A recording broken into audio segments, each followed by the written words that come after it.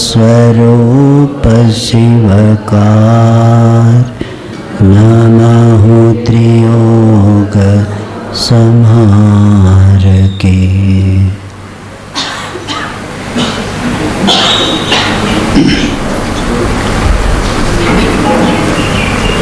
सम्यक श्रद्धा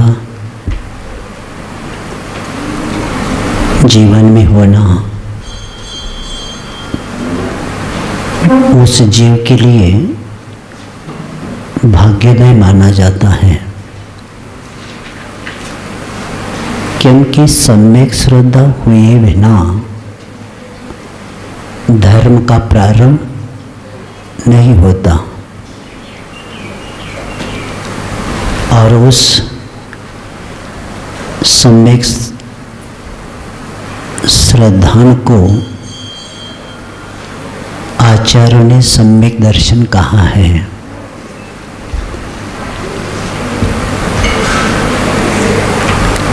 क्योंकि जितने भी जीव अभी तक संसार में महान बने हैं, उस महान बनने का प्रारंभ सम्यक दर्शन से ही हुआ है। और एक सम्यक दर्शन तब होता है जब सत्य देव, सत्य गुरु और सत्य शास्त्र इसके ऊपर जब श्रद्धान हो जाता है, तब जाकर इसमें समीचीनता आ जाती है। और हम लोगों का परम सौभाग्य है, अनादिकालीन धर्म उसके तत्व हमें पढ़ने को, सुनने को और जीवन में उतारने का सौभाग्य इस भाव में हमें प्राप्त हुआ है। हमारी दृष्टि द्रव्य दृष्टि बने, ये हमारा सम्यक दृष्टि का लक्ष्य होता है। जहाँ पर्याय दृष्टि आती है वहाँ नियम से राग द्वेष होता ही रहता है। ऊपर देखते ही विकल्प ही होते हैं, इसलिए लगता है नीचे बैठकर शांत बैठो, किसको देखना। सब परेशान लोगों को देखकर और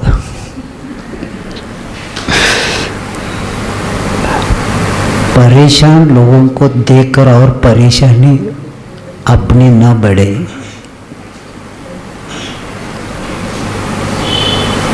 सब परेशान है, तो इसे लगता है शांत।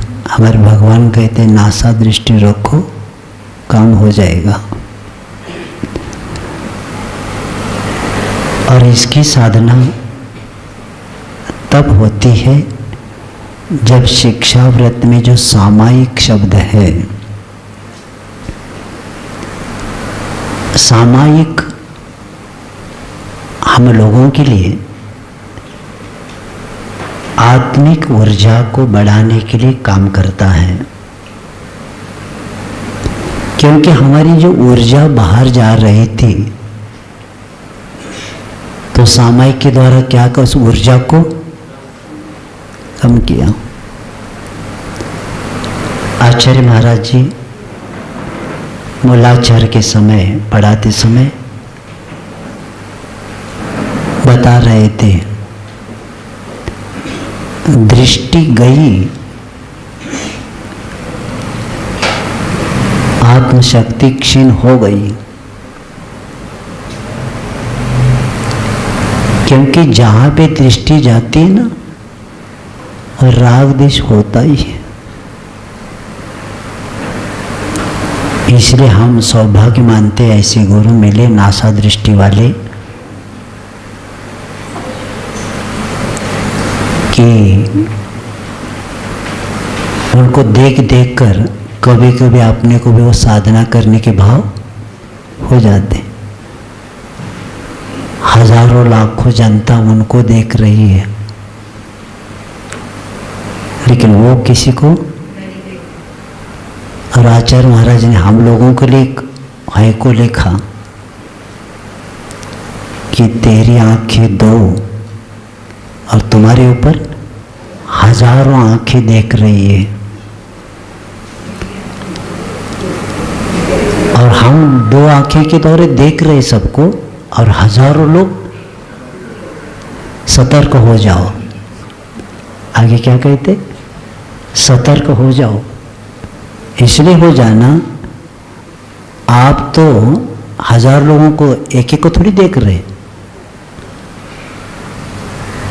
आपकी हजारों जनता है, वो सब दृष्टि थोड़ी है, सबके ऊपर थोड़ी थोड़ी दृष्टि जा रही है, लेकिन 1000 लोगों की दृष्टि कहाँ है?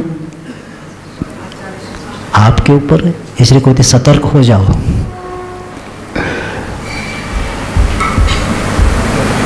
तो ये कब होगा? जब हमारा सामायिक हमारे आत्मा को शांति दिलाएगा, तो अशांत करने वाली दृष्टि नहीं बनेगी हमारी। क्योंकि दृष्टि तभी पड़ती है, अपेक्षा के बिना दृष्टि पड़ती नहीं।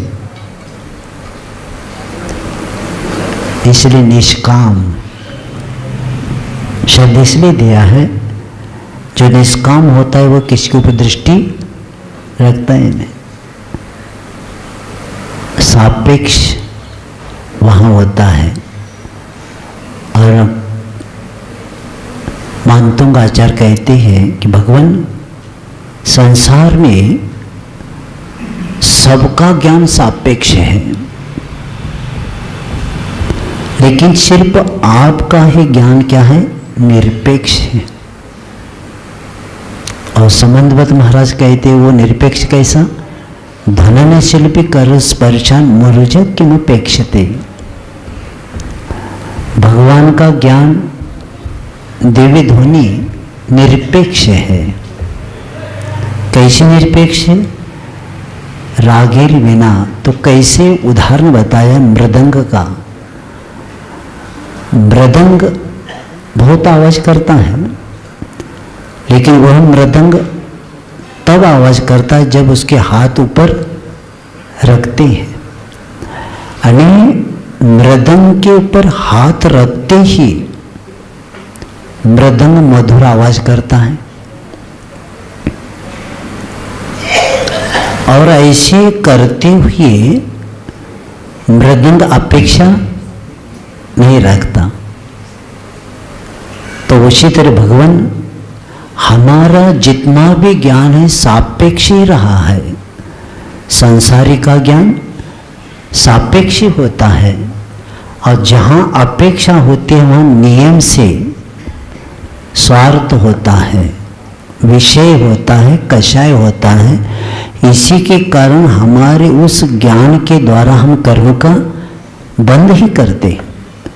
लेकिन भगवान आपका जो निरपेक्ष ज्ञान है, और इस संबंधपद महाराज जी ने ये उदाहरण दे के साधकों को केवल उपकार किया है कि मृदंग के हाथ पड़ते ही मृदंग आवाज करता है। उसी भव्य जीव जब आता है तभी दिव्य ध्वनि खिर जाती है।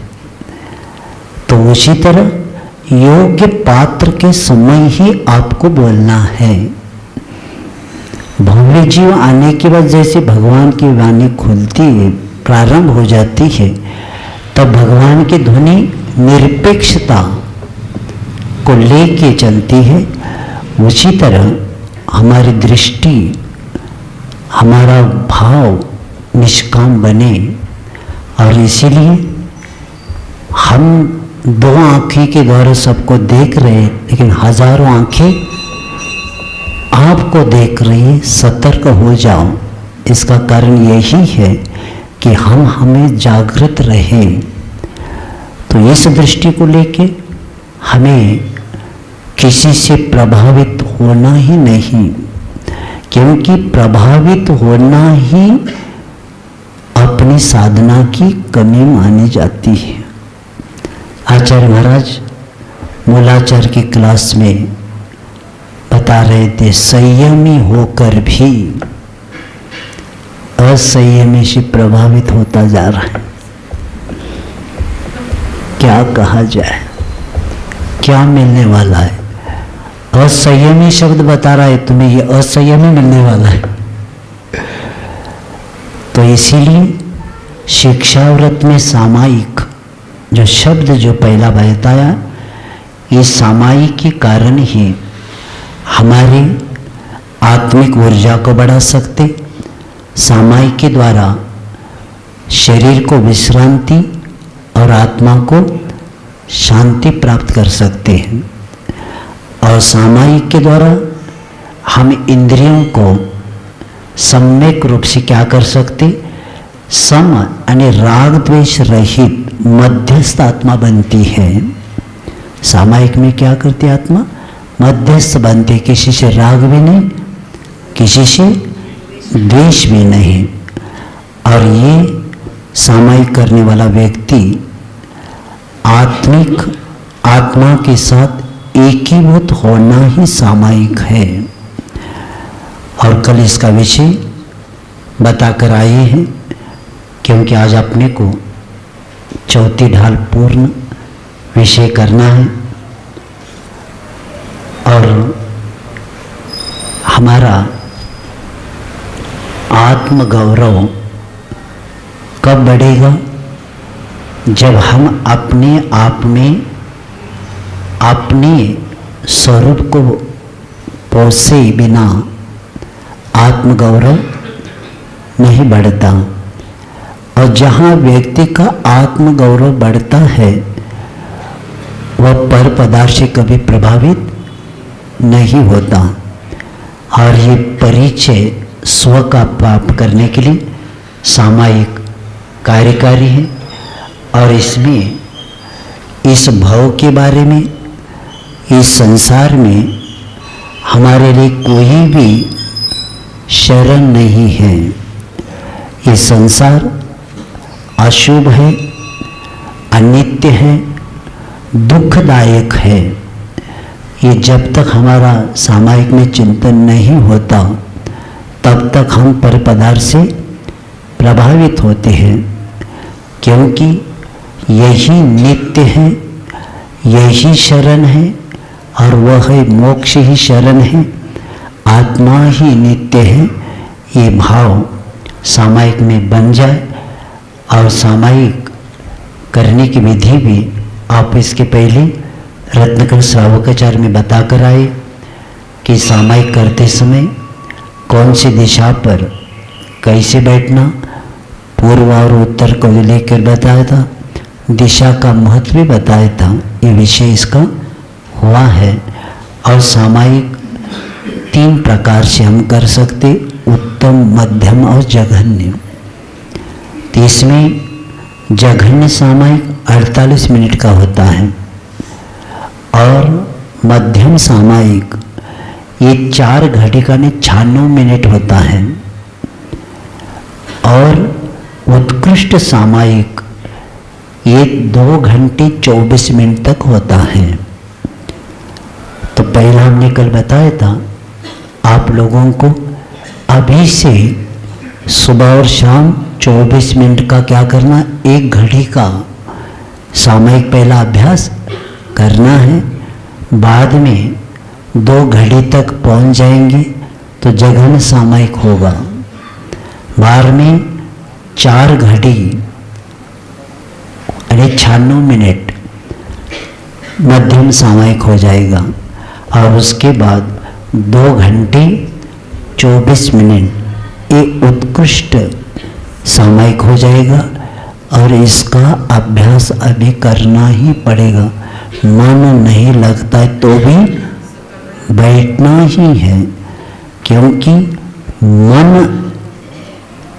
कहीं पर भी जाने दो, तन नहीं जाना चाहिए।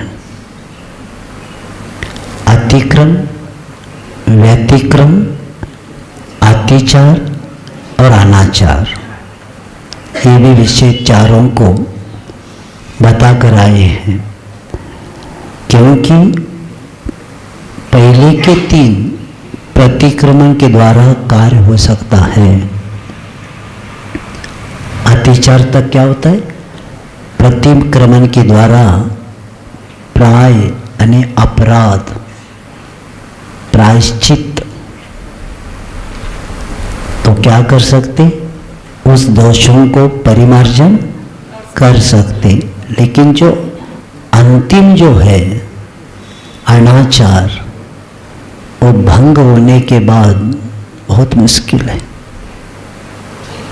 इसीलिए हम सामायिक का अभ्यास प्रत्येक व्यक्ति को अभी से करना ही पड़ेगा। और ऐसे सामायिक के बाद उस प्रोषोदभूष के बारे में कल हम सुन के आए हैं, इसका भी विषय हुआ है। और आप लोग वैसे आप लोगों को पहले से शिविर आदि होती आ रही, आप लोगों को संगति मिलती भी आई है, लेकिन प्रैक्टिकल बहुत लेट हो रहा है आपका।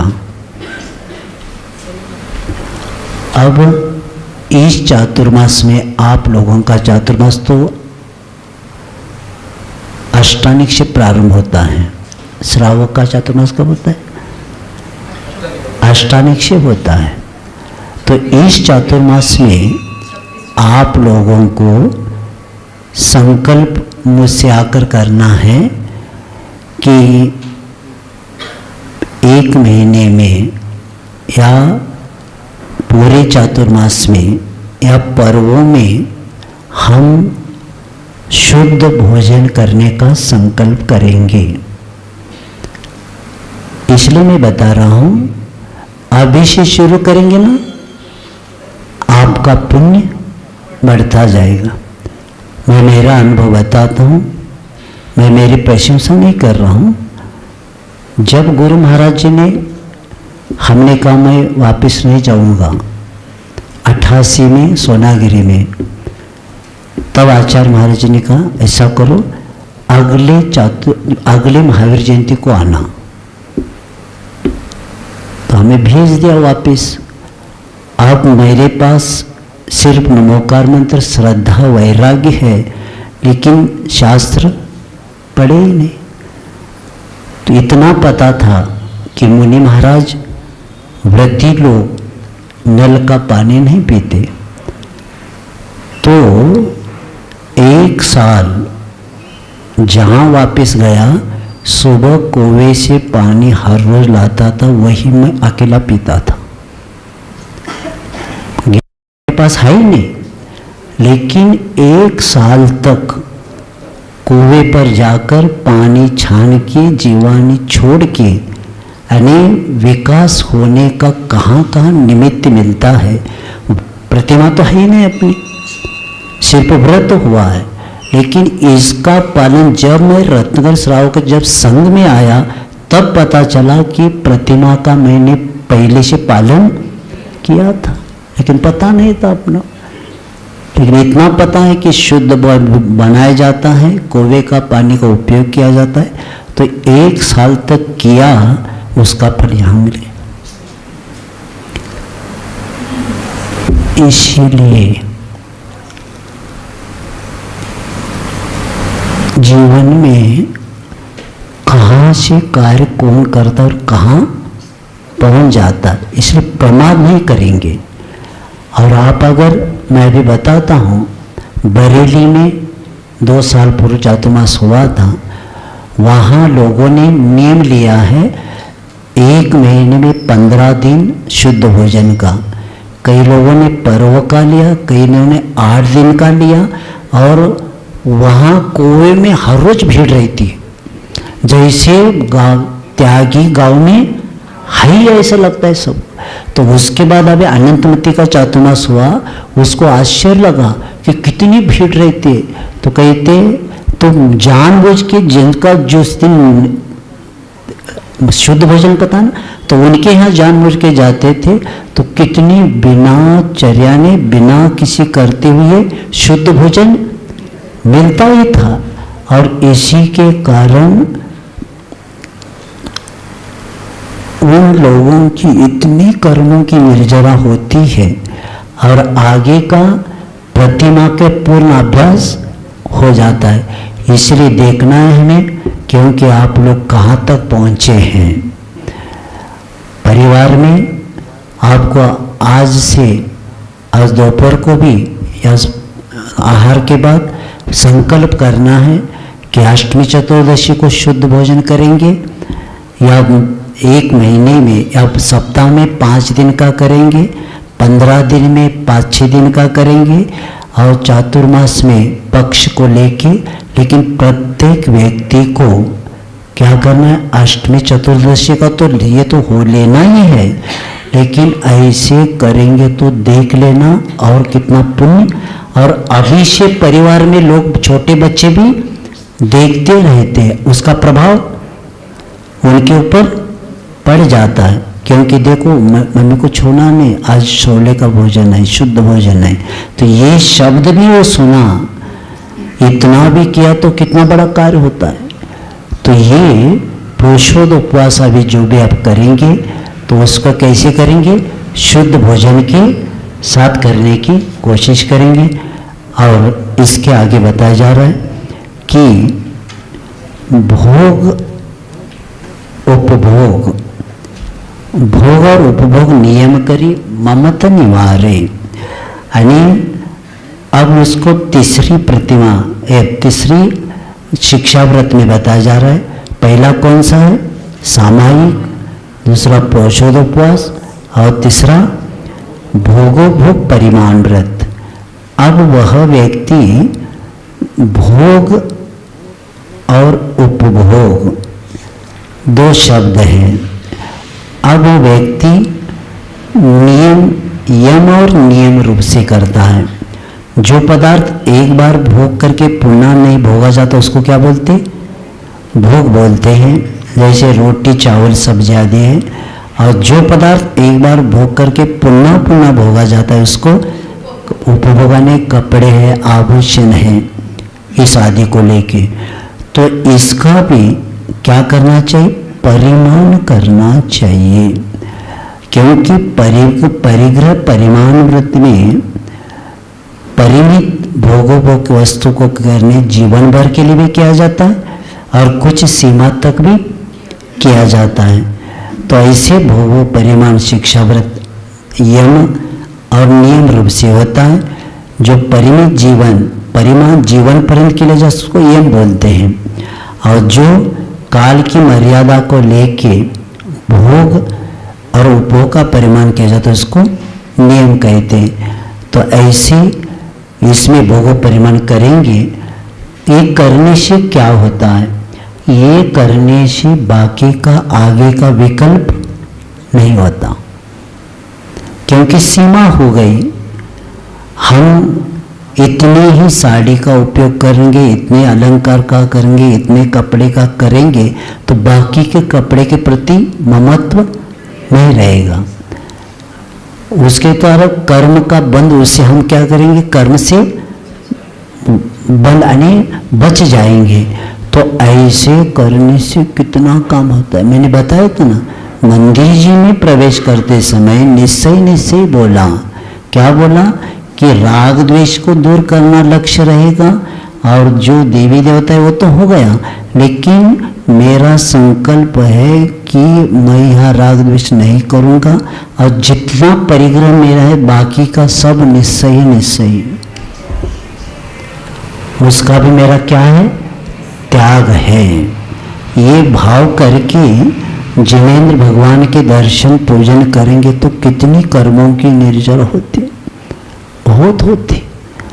और ये ज्ञान के साथ हम काम करेंगे तो देख लेना कि जीवन में इतने, आचार्य महाराज कहते इतने क्षण अच्छे हैं श्रावक को, लेकिन ज्ञान के अभाव में वह निर्जरा नहीं कर पाता।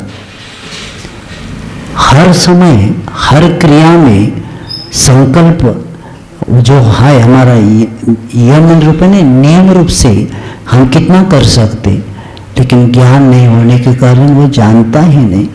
तो इसीलिए इस भोगों को परिमाण करने से बाकी के पदार्थ के प्रति अपने जो मोह था वो भी क्या हो जाता है, कम हो जाता है।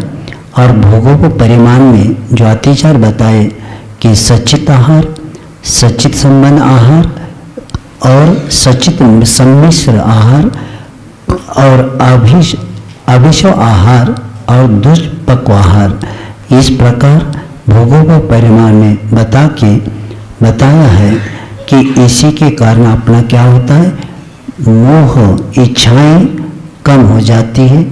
और उसमें अंत में बताया मुनि को भोजन दे, अतिथि संविभाग। चौथा कौन सा शिक्षा व्रत, अतिथि संविभाग। मुनि को भोजन दे, फिर निज करिए आहार। यहाँ श्रावक को अपने जीवन में जो भी हम आरंभ और परिग्रह करते गृहस्थी के कारण, उस पाप को धोने के लिए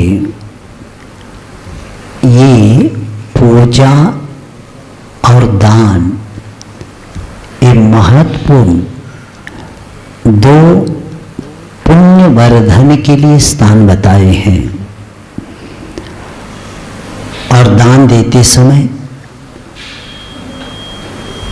कभी कभी किसी मन में आता है क्या होता है दान देने से, तो समंत भद्राचार्य कहते हैं जिस प्रकार खून के द्वारा, खून का शरीर लगा हुआ दाग आदि पानी के द्वारा धो देते हैं, उसी प्रकार घर में जो पंच सोना है गृहस्थी के कारण, उस पंच सोना जानते हैं ना, जैसे मिक्सर है आपका, गैस है, बुहारी है, चक्की, अब गैस ही कहना पड़ेगा, चूल्हे है ही नहीं, और ओखली तो है ही नहीं, और मिक्सी है अभी, खलबत्ता, अब पत्ता ही नहीं उसका। तो ये पांच सोना है, और इसके द्वारा क्या होता है, घर में इस पांच सोना के द्वारा सदा पाप होता ही रहता है। और ऐसे पापों को मुनियों के लिए दिया हुआ दान क्या करता है, पाप को नष्ट कर देता है। क्योंकि सतपात्र को दिया हुआ अल्प होने पर भी आचार्य समुद्र महाराज कहते हैं कि वृक्ष के बीज के समान महान फल को देने वाला वट बीज शब्द दिया है।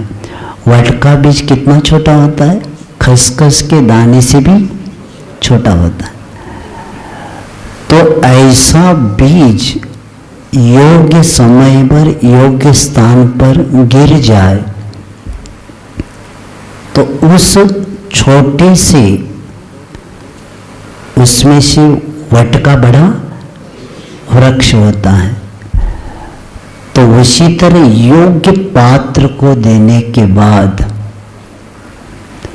वह पाप के महान फल देने वाला और पाप की निवृत्ति करके धर्म की वृद्धि के लिए दान अवश्य वो देकर प्राप्त कर लेता है। उस दिन मुनि महाराज ने किया हुआ ध्यान, उस दिन किए हुए प्रभावना, उसको दिखे के भावों का प्रभाव, और उसमें जो निर्जरा होती है इसलिए छठा भाग कहाँ जमा होता है, और वो कैसा जाता है आपको पता है। अभी बिना पैसे देते मोबाइल से काम हो रहा है आपका, कहाँ से पैसा कहाँ जा रहा है। तो उसी तरह आपके खाते में वह क्या हो जाता है, जमा हो जाता है। और चार दान में जो चार प्रकार के दान है ना, ज्ञान दान, औषध दान, आहार दान, अभय दान, तो अभी स्वामी कार्तिक अपेक्षा में बताया है सब दान आहार दान में गर्भित हो जाता है। क्योंकि आपने मुनि महाराज के दिया हुआ आहार के दान, आहार के कारण वे स्वाध्याय कर रहे, वे प्रवचन कर रहे, तो ज्ञान दान भी हो गया। और उसके द्वारा उन्होंने औषध दान भी हो गया, क्योंकि योग्य शरीर के योग्य आपने क्या किया, आहार दे दिया। तो आपका आहार भी औषधि का काम किया और ज्ञान दान हो गया। आहार दान तो है ही, और अभय दान, क्योंकि इनको आहार देने के कारण तीर्थ क्या होगा, आगे चलता रहे। मुनि महाराज आप कहते ये महाराज को दिया, महाराज को नहीं दिया, तीर्थ को हमने आगे बढ़ाया। इतना महान पुण्य इसको हर व्यक्ति नहीं समझ पाता। जब अनुमोदन देने वाले पशु उसी गति से कहाँ जाते, कोई भोग भूमि जाता है, कोई देवगति जाता है। सिर्फ अनुमोदन देने वाला जीव, पशु जब इतना काम कर सकता है तो मनुष्य क्या कहाँ जाए। इसीलिए समंतवद महाराज जी ने ज़्यादा करके पशुओं का ही उदाहरण दिया श्रावकाचार्य में, क्योंकि उलझे हुए श्रावक को सुलझे हुए पशुओं का उदाहरण देके समझाया। और ऐसे करके किसी चोर को रखा, किसी मेंढक को रखा, किसी को रखा, किसी मातंग को रखा। क्यों रखा, जब ये कर सकते तो आप क्या बताओ, वो ऐसा ही पहले बताना पड़ता है। ऐसे कि भी वो मानता भी नहीं, क्योंकि बहुत बड़ी सेठ जी है, उनको कैसे समझाए, तो ऐसे ही समझाना पड़ता है। देखो पूजन का संकल्प किया था, पूजा नहीं किया, मेंढक ने क्या किया, संकल्प किया और पूर्ण हुआ नहीं, तो भी संकल्प के कारण वो देवगति गया। और तुम क्या कर रहे, तुम तो सो रहे। जब चद्दर पर धूप आती तब तुम उठते हो, क्या होता है, धूप जब आती है तेज होती तब उठता है, अरे उठो बहुत टाइम हो गया। ये स्थिति है। इसीलिए पुण्य को क्या कर रहा है, वो बीज ही खा रहा है, समाप्त कर रहा है। तो ऐसे आहार दान, अतिथि संविभाग, ये कौन सा है, अतिथि संविभाग है। और अतिथि संविभाग करना श्रावक का क्या होता है, कर्तव्य होता है। क्योंकि नवदा भक्ति करता है वो, नव और धा नहीं करता। कितना करता है, नवदा भक्ति करता है। और इसलिए नव पुण्य शब्द आया है। रत्नकर श्रावकाचार्य ने समझ बरस कहते अने नव पुण्य के स्थान है, उसमें पड़गाहन करते समय भी कर्मों की निर्जरा है। एक एक क्रिया के पीछे, अब देखो पड़गान कर रहे, 3 परिक्रमा कर रहे, रत्नत्रय की वंदना कर रहे, और हम भी सोच रहे हमें रत्नत्रय की प्राप्ति हो और जन्म जन्म मृत्यु का नाश हो। इसीलिए 3 परिक्रमा पे भी कर्म को निर्जरा हो रही है। और पड़गान करने के बाद उच्चासन दिया जा रहा है। उच्चासन देने का लक्ष्य यही है, क्योंकि पंच परमेष्टि में के एक परमेष्टि हमें मिले हैं, और उच्चासन में विराजमान करना भी कर्मों की निर्जरा है। देख लेना, जिस पाटे पर आचार्य महाराज बैठते ना, वो पाटा भी नहीं मिलता, बाद में उठा के लेके जाते, जितना चाहिए उतना ले लो, लेकिन वो जो पाटा दे दो। क्यों, वो तो छोड़ो, चौकी का तो छोड़ो, बिहार में बताया था ना, एक पत्थर पर बैठे थे और पत्थर पर उड़ते ही बोली शुरू हो गई। उस किसकी, पत्थर की बोली शुरू हो गई। कितने 10,000 15 20,000 तक गई। तो अजैन व्यक्ति कहता है क्या हो रहा है, ये बोली हो रही, क्यों, ये लेके जाएंगे, मैं नहीं दूंगा। और उन्होंने जब इतने बड़े, जिस आसन पर बैठे हैं उसकी मैं पूजा करूं, इसको कहते उच्चासन। और आचार्य महाराज जब उठ के बैठते हैं ना, उठते ना सिंहासन में, देख लेना क्या होता है।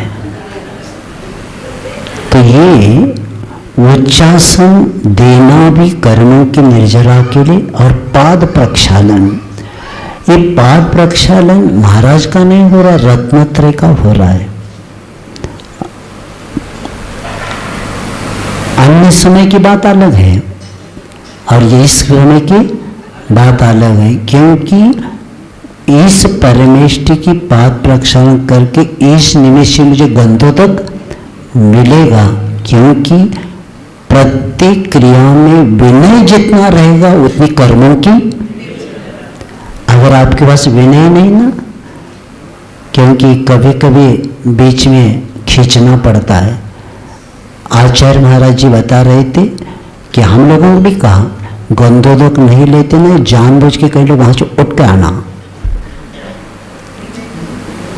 उठ के आना। तो आचार्य श्री को किसी ने कहा, आचार्य श्री लोग क्या कहेंगे कि आदिनाथ भगवान को भी जरूरत है क्या? है आदिनाथ भगवान जी 6 महीने आहार नहीं मिला, क्या पूजा करके लेने की इच्छा थी क्या?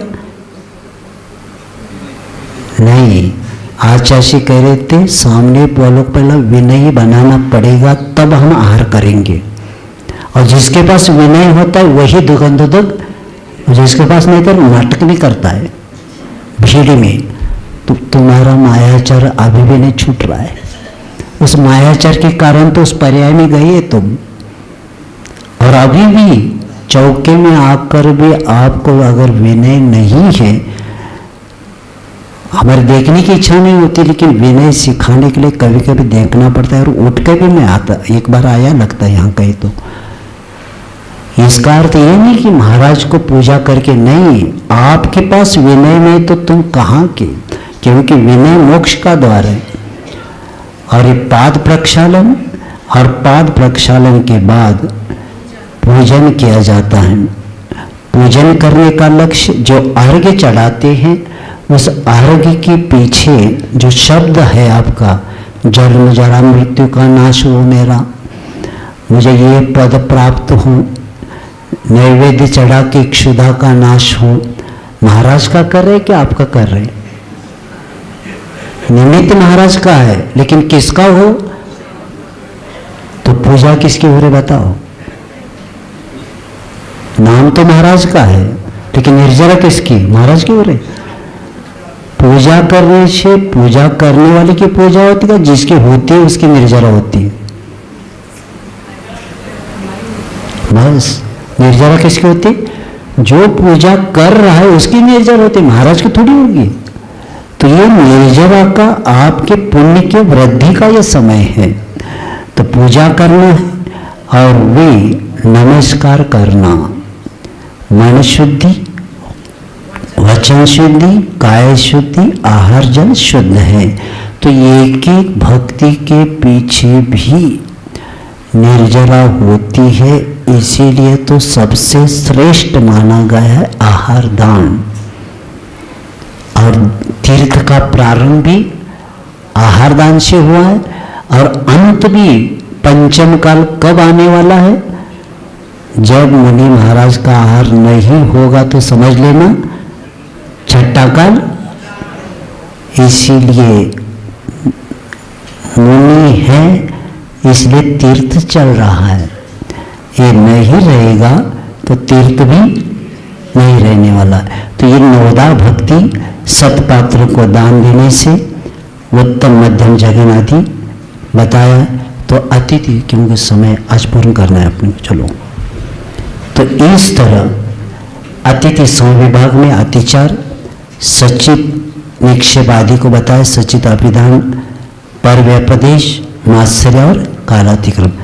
अब निरतिचार श्रावक पालने का फल। 12 व्रत के अतिचार पन्न पन्न न लगावे,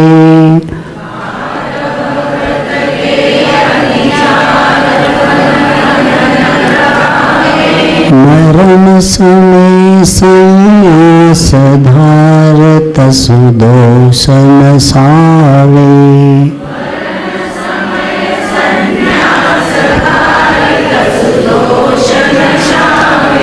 यो श्रावक व्रत पाल स्वर्ग सोलम उपजावे।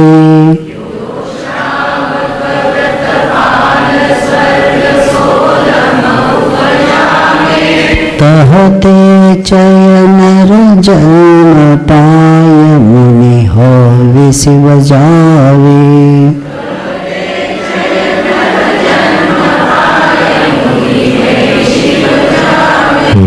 बारह व्रत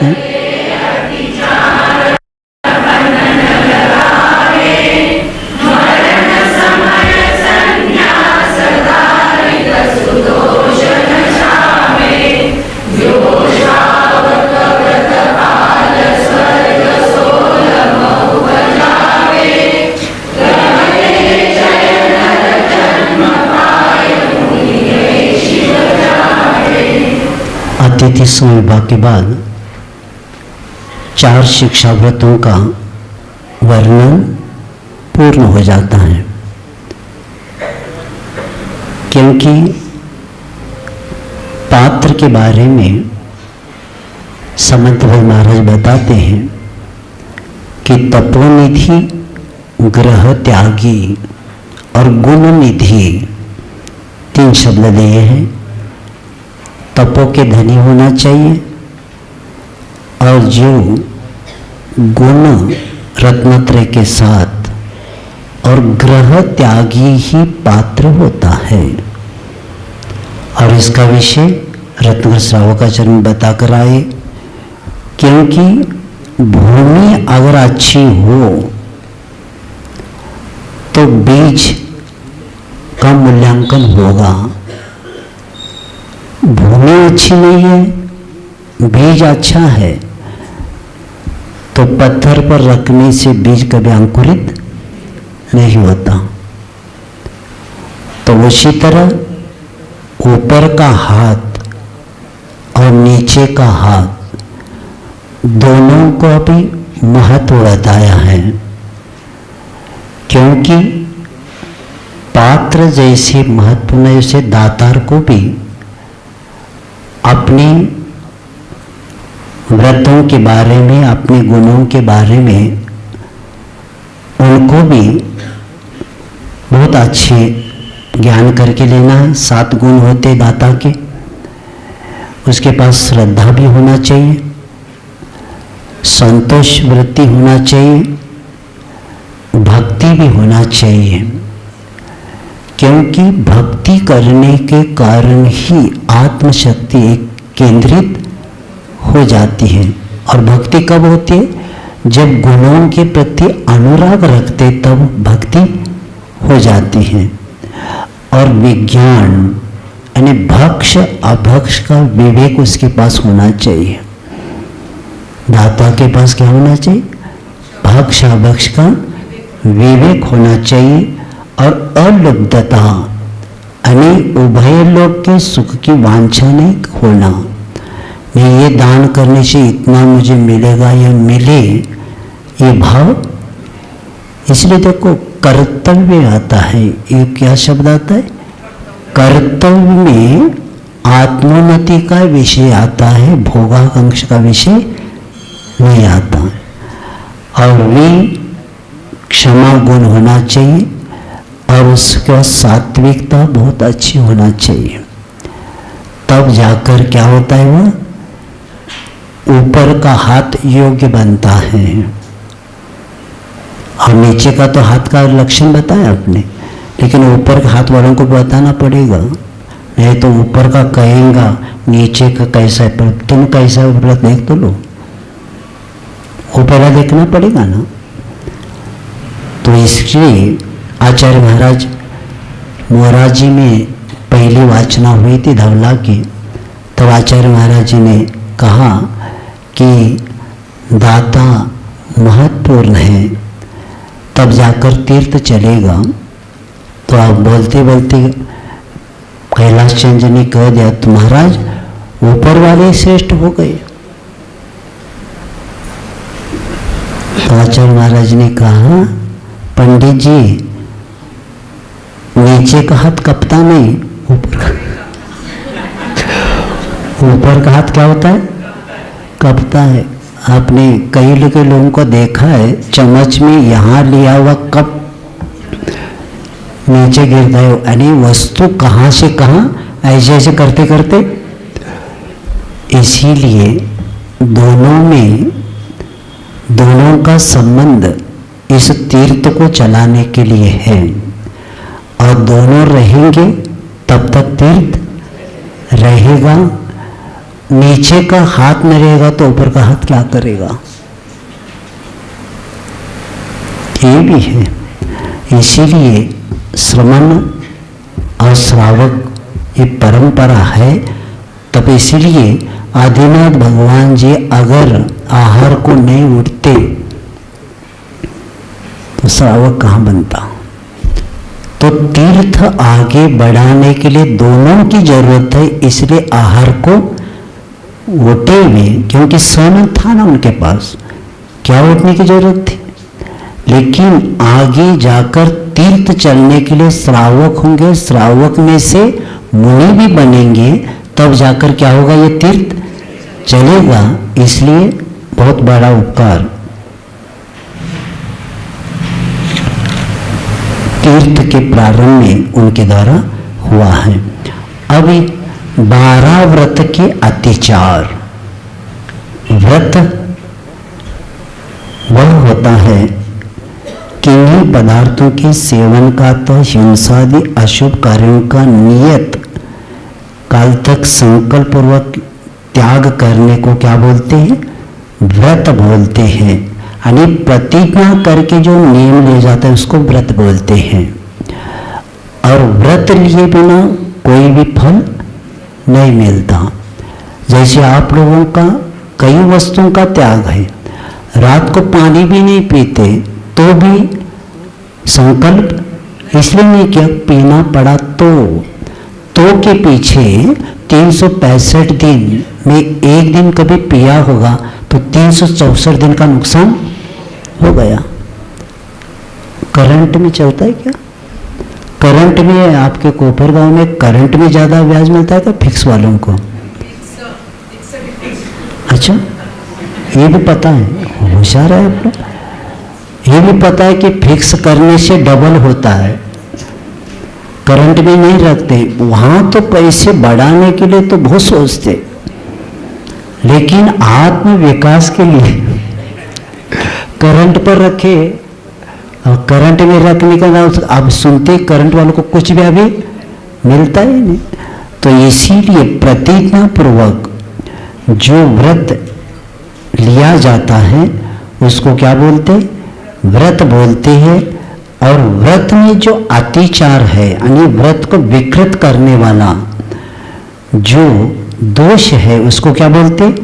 अतिचार बोलते। क्योंकि एक देश भंग होता है, वो पूर्ण भंग नहीं होता। अतिचार में क्या होता है? व्रत एक देश भंग होता है, इसलिए उसके प्रायश्चित ज्यादा नहीं होता। पश्चाताप है, प्रतिक्रमण है, उसके द्वारा हो जाता है। लेकिन अनाचार के लिए क्या होता है? वो खतरनाक हो जाता है, वो टूट ही जाता है। क्योंकि अतिचार में तो व्रत का एक देश भंग होता है और अनाचार में सर्वदेश भंग होता है। इसीलिए 12 व्रत के अतिचार पन न लगावे, यानी 12 प्रकार के जो व्रत अभी बताकर आए हैं, इस व्रतों में 5 अनुव्रत, 3 गुणव्रत और 4 शिक्षा व्रत, ये जो 12 बताकर आए हैं, इसमें 5-5 प्रकार के जो अतिचार है वह न लगावे, नहीं लगाता है, वह व्यक्ति मरण समय, मृत्यु के समय क्या करता है? संन्यास स्मरण। संन्यास यानी धर्म समझते हुए आत्म सुधार के लिए शरीर और कषायों को क्या करना? क्रश करना, यही संन्यास है। अब क्या करना? धीरे धीरे क्रश करना है। पहले से तो कषाय को क्रश करना था अभ्यास, बाद में किसको करना है? शरीर को। शरीर को ज़्यादा क्रश करने के लिए समय नहीं लगता, थोड़ा सा आहार कम हो गया तो शरीर क्रश हो जाता है। लेकिन कषाय को क्रश करना सबसे बड़ी संलेखना मानी जाती है, संन्यास माना जाता है। और इसीलिए यहाँ बताया जा रहा है कि मरण समय संन्यास धार तसु दोष न सावे। तो इसमें जो अतिचार लगते उसको नहीं लगाते हुए निरतिचार पालन करते हुए मृत्यु के समय समाधि धारण कर लेना चाहिए। और तसु उसके दोषों को दूर करता है, और इसके बिना हमारे अनंत काल के दोषों को भी दूर करने के लिए काम में आता है संन्यास मरण, संलेखना लेना ही पड़ेगा। गीता में बताया जातस्य ध्रुवो मृत्यु, जन्म लेने वालों को मृत्यु को प्राप्त करना ही पड़ता है। कहीं पर भी छुप जाओ, कहीं छोड़ेगा नहीं आपको, क्योंकि मृत्यु को जो समझता है वही सुधर जाता है। आचार्य एक बार बता रहे थे, मृत्यु को सामने रखो तो सावधान रहेंगे। अब क्या करना? मृत्यु को सामने रखो। हमारा एक दिन प्राण निकलने वाला है, उसके पहले मुझे क्या करना है? कार्य करना है। और उसके लिए अभ्यास अभी से 8 साल के बने हुए मुनि भी क्या सीखते हैं? मरने की कला। कौन सी कला सीखना है? मरने की कला सीखना। और ये डायरेक्ट वहाँ जाकर तुरंत नहीं होता, तो क्या करना पड़ता है? पहले से, जैसे आपके कोपरगांव में ट्रेन रोकना है ना, तो यहाँ ब्रेक लगाएंगे क्या? तो पहले से क्या करना है? ब्रेक कहाँ से लगाना पड़ता है?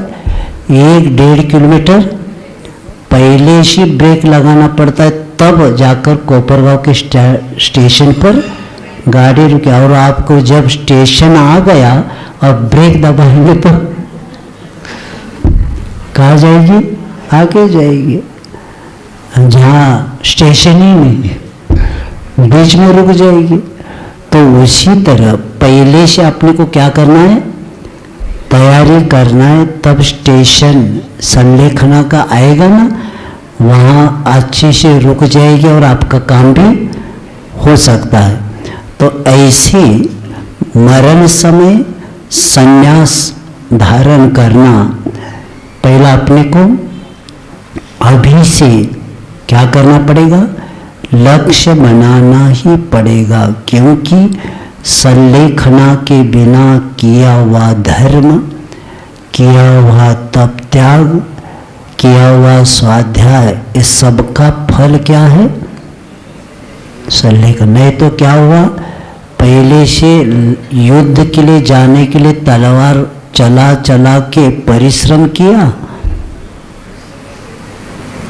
और संलेखना के समय ही रजा ले लिया, छुट्टी ले लिया, युद्ध के लिए तैयारी किया, और उसी समय युद्ध होने का पहले दिन रजा ले लिया, हो गया काम ही हो गया उसका। तो किए हुआ परिश्रम क्या हो गया? निष्फल, व्यर्थ हो गया। इसीलिए जैसे आप लोग पैसे कमाते हैं और चाबी योग्य पात्र को, बच्चों को दे के उसमें से किसी को देते हैं और कहते हैं अब ये हमारी परंपरा अच्छी चलेगी। उसी तरह इस भाव से धर्म को अगले भाव में लेके जाना है ना, तो संलेखना के बिना लेके नहीं जा सकते। अटैक आ जाए, श्वास रुक जाए, तो आपकी संलेखना कैसी होगी? तो इसीलिए इस भव से अगले भव में धर्म को आपको लेके जाना है, तो संलेखना के बिना वो धर्म को आगे लेके नहीं जा सकते। तो उसी तरह यहाँ 12 व्रतों का पालन करके, संन्यास को धारण करके वह व्यक्ति उस दोषों को दूर करता हुआ, उसमें जो भी दोष आते हैं उसको नहीं करते हुए आगे वह बढ़ता जाता है। और आचार्य ने बताया है कि रत्न श्रावकाचार्य में आप पढ़ के आए हैं कि क्योंकि धर्माय तनो विमोचना, धर्म के लिए शरीर को छोड़ना पड़ेगा। इसलिए पर छोड़ना पड़ेगा क्योंकि जब दुर्भिक्ष पड़ा है, वृद्धावस्था आई है, बड़ी बड़ी बीमारियां हुई है, तो आप तो मरने वाले ही हैं। तो जब मरण ही होने वाला है तो सावधानता रखो ना, और सावधानता रखना ही संलेखना को प्राप्त करना। अगर इस समय हम मरते समय भी अभी भी सोच रहे उनका क्या होगा, तुम्हारा क्या होगा। हमने बताया था ना, एक बड़ा व्यापारी वो कह रहा है वहां से राइस की ये ट्रक आ गई तो आ गई क्या, मैंने ऑर्डर दिया था, अब इनकी गाड़ी जा रही है और उनको अभी भी चिंता है दुकान की। 2 कान एक कान, अभी भी चिंता है, उधर की चिंता है। और इनके अभी गाड़ी जा रही है, अभी श्वास अंतिम ले रहा है तो भी हॉस्पिटल में कर रहा है, वो आ गए क्या। लड़का कहता है पप्पा चिंता नहीं करना, सब आएगा, आप शांत रहो। क्योंकि जीवन में जो क्या है वही तो याद आएगा। बड़े बड़े क्षेत्रों में मैंने देखा हूं, ब्रह्मचारी रहकर काम किया और अंत में संलेखना का समय आता तो कहते हैं कहां से गाड़ी आई, देखो उनको धर्मशाला खोल के दे दो। क्या कहां से गाड़ी आ गई, उनको वो नंबर, वो दूसरी मंजिल में है ना, वहां का दे दो, उनको रूम नंबर भी बताते, वो खोल के दे दो। और इनका क्या हो रहा है, इनका बंद हो रहा है। क्योंकि जीवन में जो किया है वही तो आएगा। इसीलिए अभ्यास होना बहुत जरूरी है। और संलेखना का अभ्यास पहले से धर्म के लिए तनु विमोचन क्यों कहा कि शरीर धर्म नहीं कर रहा है, इसलिए शरीर को छोड़ना है। शरीर को छोड़ने का और कोई कारण नहीं, क्योंकि शरीर ही हमारा धर्म का साधन है। शरीर माध्यम खलु धर्म साधन। जब शरीर हमारा धर्म का साधन है, और आचार्य बोलते बोलते किसी ने पूछा था श्रावकाचार्य में, आचार्य कब से शुरू करना, तो आचार्य कहा उठना बैठना नहीं हो रहा है तो शुरू करो। बाकी कुर्सी पर बैठने वाले घबरा करे, कुर्सी पर वो सुनाई भी नहीं देता उनको, कहीं सो रहे कहीं कूद कर रहा। एक ही शब्द आचार्य महाराज जी ने अमरकंटक में संलेखना प्रकरण चल रहा था, किसी ने पूछा आचार्य कब से शुरू करना, हमें समझ में नहीं आता। तो आचार्य ने कहा उठना बैठना नहीं हो रहा है तो आपको क्या करना, क्योंकि मुनि महाराज उठना नहीं हो रहा है, हाथ पकड़ना नहीं हो तो समझ लेना संलेखना शुरू करना है। तो उसी तरह श्रावक श्राविका को भी क्या करना है, उठना बैठना नहीं हो रहा है, कितनी भी गोली खाओ कुछ नहीं होने वाला। क्योंकि जीर्ण जो कुटिया है उसको बीच में लगा सकते, लेकिन कुटिया कभी नहीं बनेगी नहीं, पुरानी तो पुरानी। तो जरसी शब्द आया है, कौन सा है, जरसी। जब आपका शरीर क्या हो जाएगा, जीर्ण हो जाएगा, वृद्धावस्था अवस्था आ जाएगी तब। और जब रोग का प्रतिकार नहीं हो रहा है तो जी के क्या करें। अब देखो कल से श्राविका किसी को लाया था, वो लगाया था और उनको तकलीफ हो रही थी। हमने कहा अरे जब तक ये लगाएंगे उनको दर्द होगा, ये पहला कैंसर है, और ये लगाने से क्या होता है, धीरे से जो श्वास लेना है, ये इसके कारण क्या हो रहा है, उनको फास्ट और निकाला भी आप अच्छा चल रहा है उनका, किसी को विकल्प नहीं, उनको भी विकल्प नहीं, क्योंकि डॉक्टर उनको तो पैसे कमाना है, लगाओ सिलेंडर लगाओ। अभी एक बारामती के उनको पहले कहा था 1 महीना पूर्व, घर लेके जाओ, माने नहीं, और अभी कल परसों लेकर गए, उस पर रखा था, पैसे कमाया, लाखों रुपए कमाया, 50-60 लाख रुपए कमाया उन्होंने। वेंटिलेटर में रखा, बड़ा हॉस्पिटल था, हमने कहा था घर लेके जाओ, माने नहीं, और कल परसों हो गया, बस पैसे जमा किया और पैसे कमाया उन्होंने। जब वो व्यक्ति जागृत नहीं है और आपने एक शब्द बोला, डॉक्टर साहब कितना भी खर्चा होने दो उसको बचाओ, तो कहते बचाता हूँ, यही तो सेंटेंस देख रहता हो, बस मैं आपको बचाता हूँ, आपके पास बचा हुआ सब मैं मेरे पास लेता हूँ। इसीलिए लोग कहते 50 साल में कमा हुआ 10-15 दिन में खींच लेते। इसीलिए सावधान हो जाना, संलेखना का अभ्यास अभी से करना, फ्री में हो जाएगा और गति भी सुधर जाएगी। वहां बैठ के परिवार वालों को भी कर्ज बाजार बनाएंगे और तुम तो निकल जाएंगे। बेचारे बच्चे क्या करेंगे, लाखों रुपए कर्जा करना पड़ा आपके पीछे और हुआ भी कुछ भी नहीं, होने वाला ही नहीं वो। तो निज प्रतिकार जब प्रतिकार होता है, जब उपचार की योग्य नहीं है तो अपना उपचार यही है जैन शासन का।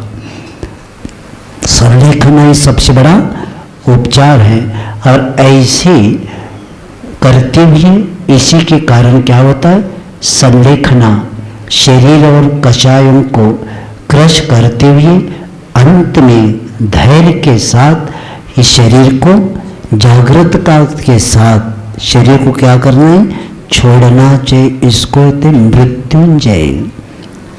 सावधानता से शरीर को छोड़ना क्या है, ये जीव को इस पिंजड़े को छोड़ना, इसको क्या बोलते, मृत्युंजय, मृत्यु महोत्सव। और ये लक्ष्य अपना बनना चाहिए। और ऐसे करने के बाद वो व्यक्ति क्रम से खाद्य पदार्थ आदि को छोड़ते छोड़ते दूध आदि को भी पेय शुरू करना, इसको भी क्रम से छोड़ना। उसके बाद सिर्फ छाछ का उपयोग करना। मैं बताना चाहता हूँ कि आप लोगों को छाछ बनाना नहीं आता, कि तक्र बोलते हैं उसको, कि संलेखना के समय छाछ नहीं दिया जाता, तक्र दिया जाता है। दही से 4 गुना पानी, वो क्या बनता है, उसको मथाने से तक्र बनता है, जिसमें एक भी कण नहीं होता नवनीत आदि का। तो ऐसे दिन से क्या होता है कि पेट में जो जो विकार है सब निकल जाते। तो तक्र पहला देखिए कि ग्लास, बाद में आधा ग्लास पानी, आधा और तक्र वो डाल के दिया जाता है। ऐसे करके शरीर को पहला शांत बनाया जाता है। जो पेट में जो रक रक चलती है, जो ज्वलन होती है, ये तक्र के द्वारा क्या हो जाता है, शांत होता है। और भाव प्रकाश में आयुर्वेद में इसको बताया है। और इसके द्वारा आपके शरीर की शुद्धि हो गई तो संलेखना और सुंदर हो जाता। नहीं तो अंत समय में पैर को घिस घिस के प्राण छोड़ना पड़ता है। और संलेखना करने वालों को जब ज़्यादा वेदना हो जाती है, पैर घिसने लगे, तो तुरंत उनको दक्षिण की ओर पैर करके सुलाया जाता है। क्योंकि उत्तर की ओर मुख हो या पश्चिम की ओर तो प्राण नहीं निकलते। तो कब निकलते, दक्षिण की ओर अंत में उनको नीचे लेटा के दक्षिण की ओर पैर करेंगे ना तो तुरंत प्राण निकल जाता है। और ऐसी करके बाद में तक्र के बाद गरम जल पानी, ये आपका मैं भी देखता हूँ कि नारियल का पानी, अनारस ये दालिम का, अनार का पानी, ये देने के कारण किडनी पर प्रभाव नियम से पड़ता ही है। जितना गर्म तेज पानी थोड़ा ठंडा करके देंगे ना तो उनके शरीर के लिए वही कार्यकारी होता है। और ऐसे देकर बाल को गर्म जल को भी छोड़ के आप पंच परमेष्टि का स्मरण करा के उनको अच्छे से संलेखना करा सकते। और ऐसे जीवन भर किए हुए जो पूंजी है, जो जीवन में किए हुए धर्म है, वह उसका अंत अगर होना है, उसका उपाय है तो समाधि मरण के बिना कोई उपाय नहीं है। और यो श्रावक व्रतपाल स्वर्ग सोलम उपजावे। और ऐसे संलेखना करने वाला वह व्यक्ति संलेखना करके अच्युत स्वर्ग तक यानी 16वें स्वर्ग तक जा सकता है। और ये संलेखना उस जीव के लिए, क्योंकि कई प्रकार की संलेखना अपने पास समय नहीं है, तो इसमें अतिचार रहित जब वो व्यक्ति इस संलेखना को करता है तो 16 स्वर्ग में पा जाता है। और उसके बाद तहते चय नर जन्म पाए, 16 स्वर्ग में चले गए संलेखना के कारण। 12 व्रतों का पालन करके संलेखना करके कहाँ गए? 16 स्वर्ग गए। और 16 तहते चय, वहाँ से मरकर यानी अंत में मनुष्य पर्याय में और आ गए। और मनुष्य पर्याय में यानी कोपरगांव में आ गए। और वहाँ मुनि है, और क्या बन गए? मुनि होकर शिव जावे, शिवाने का मोक्ष जाता है। यानी 12 व्रतों का निरंतर पालन ही परंपरा से मोक्ष के लिए क्या हो गया? कारण बन गया। और ये लक्ष्य बना के आप लोग, जैसे मैंने बताया था कि अनुव्रतों का पहला 5 शुरू करेंगे अभ्यास के रूप में, और उसको शिक्षाव्रत आदि करते करते प्रतिमा तक पहुँचेंगे। और गांव भी छूट जाए तो बहुत अच्छा है, नहीं छूटता है तो गांव में अंत में क्या होना चाहिए? प्रतिमा के साथ ही संलेखना होना चाहिए। और उसके लिए आने वाले ये 5 महीने का जो आप बोलते हैं, इसमें अधिक महीना है, साधना के लिए ज़्यादा समय मिला है आपको, बहुत पुण्य है आपका। और मैं भी कैसे ग्रीष्म काल में आया मुझे पता नहीं पड़ा, तो उसको करते हुए आगे का कार्य करेंगे। अहिंसा परम धर्म।